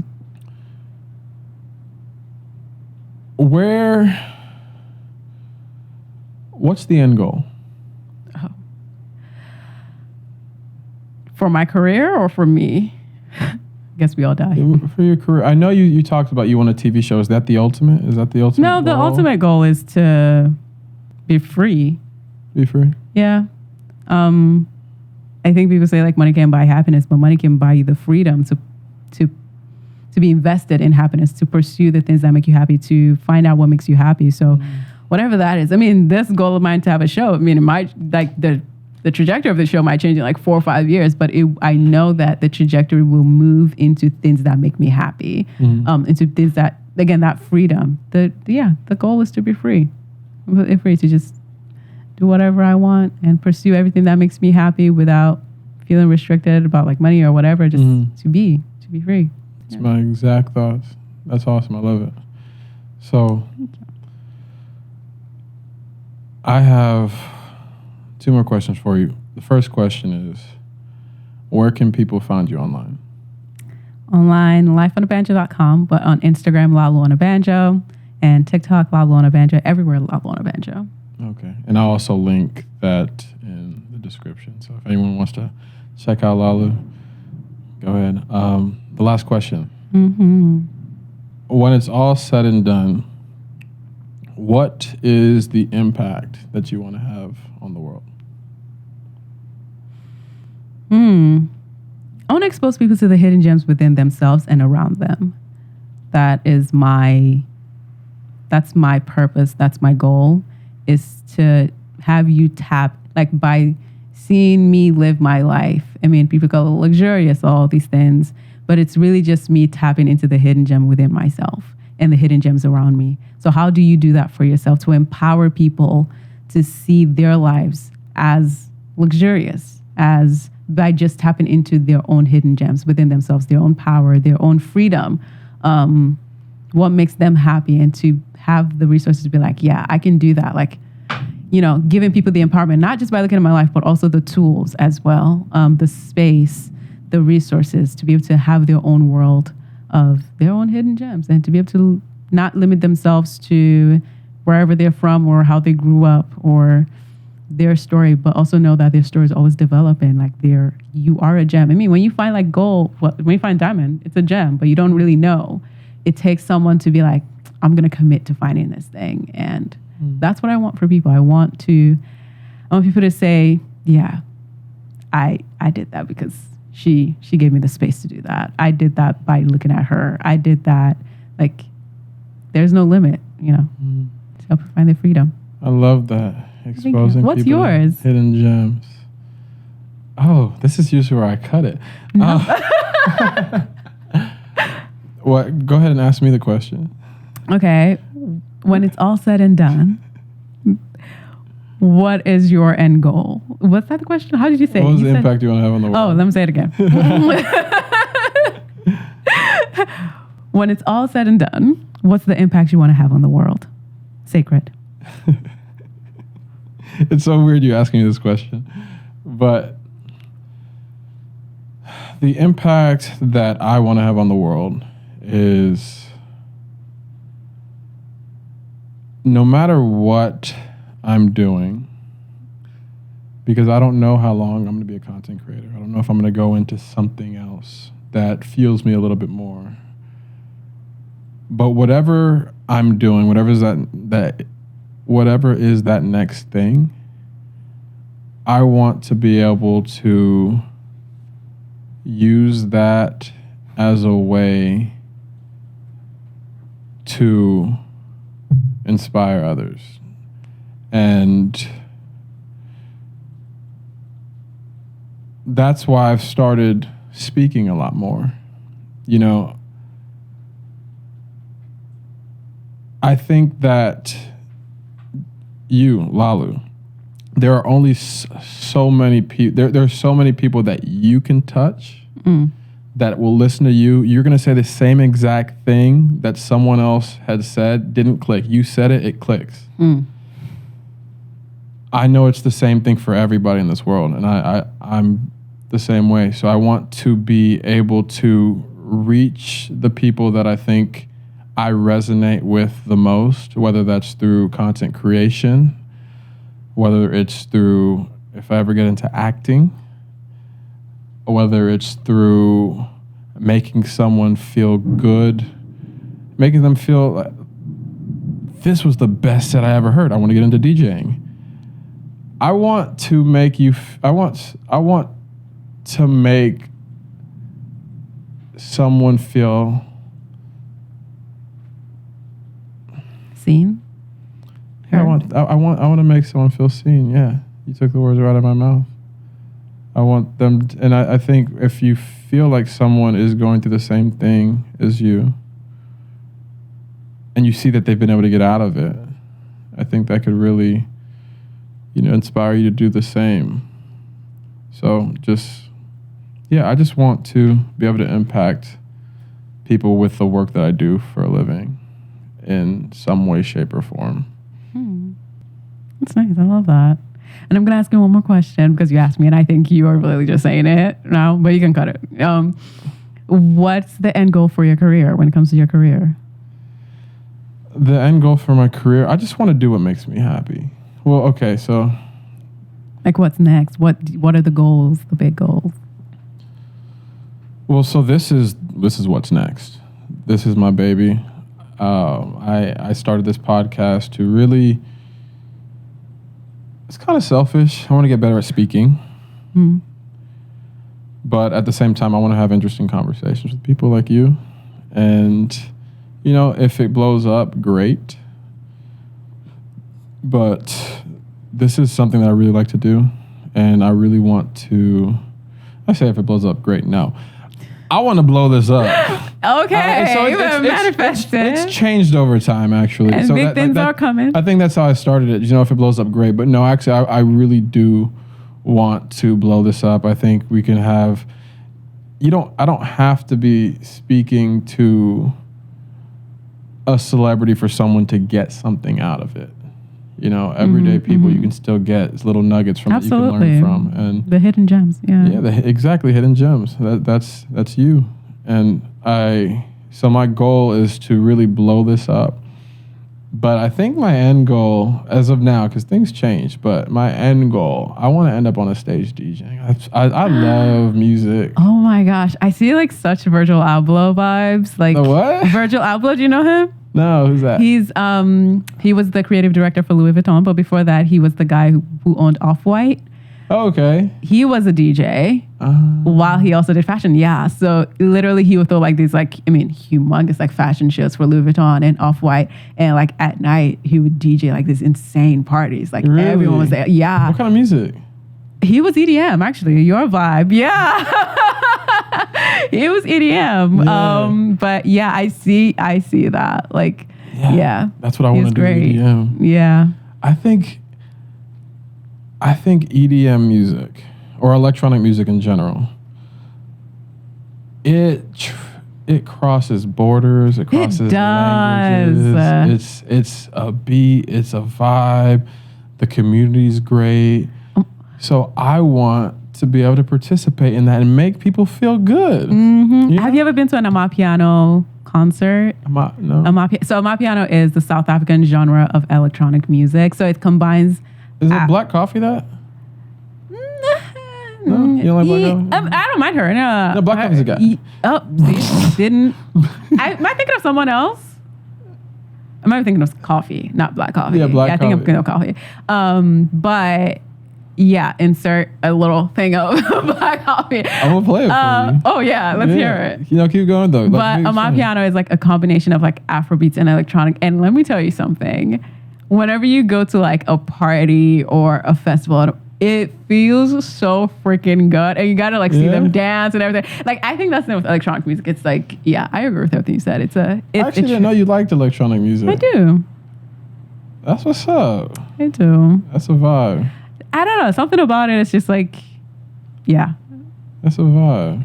It is a vibe. That's the word. It's a vibe. Yeah, that's it. And I plan on being great. You will be. I believe. Yeah. Anytime. Did you already start? Yeah, I bought some DJ decks, but I started and I stopped. What made you wanna DJ? I've always, so I developed into wanting to get into film, video work. Wait, as in front of the camera or behind the camera? No, this in front of the camera. I don't know how this happened, but no, I wanted to do stuff like I do with you, just film, create content, create commercials, just whatever the vibe is. I've always been a creative person to a degree. And one thing that's I've always loved is music. And when I went to my first rave, I was tripped out. I was like, yo, this is the dopest thing I've ever seen. And then every time I've gone to one, I'm just like, yo, this is so cool. It's just the feelings that you get from these DJs playing and everybody's in unison, just going hard.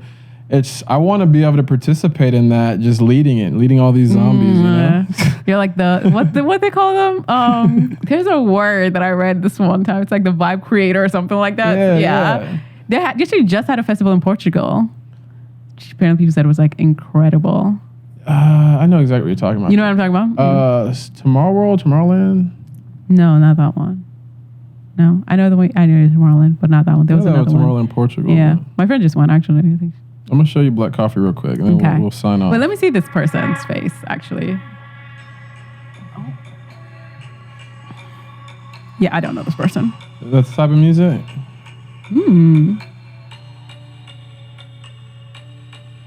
I've never heard this before. Really? Oh, I'm putting you on then. Oh. Is it kind of like that? No. No, let me play it on piano for you. Usually it's not like a white person singing. Well, that's pretty good. But that sounds interesting. Let me play. Oh, okay. We'll see some. Actually, you got to see them do it with the dance. Jeez. Because it's and then imagine a whole like festival just doing that. It's like intense. No, I was saying geez because I'm like, dang. I usually end it on that. I asked you that question. Oh, then we just. Do you want to ask it again? No. No. It's cool.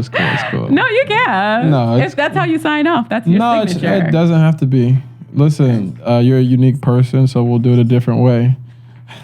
This is super flowy. It doesn't have to have a. And I wanted this to be kind of like you can shut it off so you can hear me. But, copyright. Oh yeah. Yeah. Forgot about that. But yeah, no. This is I like the whole Joe Rogan approach. Just let the conversation flow. So. Okay. It's your show. But I appreciate you interviewing me a little bit at the end. You have any other questions or? Don't worry, I'll send you a PDF and then I'll post it online once you answer your questions. A PDF for what? Of my questions. I'll do a podcast and you'll be on it. Yeah, I would love to. Yeah, whenever you're ready to start that up. Okay.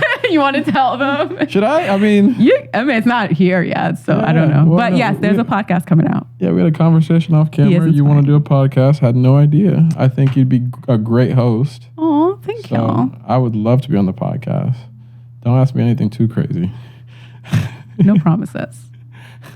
You already know me. Maybe we'll have some wine. Yeah. All right. Or beer. Maybe it'll flow off after some wine. Yeah. We'll But see. I appreciate you for coming over here, spending time. You could be anywhere in the thank you. world, but you chose to be on this podcast, and I really do appreciate that. Oh, thank you for having me. I really appreciate it. Let's If I be was def- anywhere in the world, you would be there too. So yeah. We definitely got to do this again. So, Yeah, for sure. Yeah, this was fun. Thank you Yeah. so much for having me. of Appreciate it. course. All right, signing All off. right.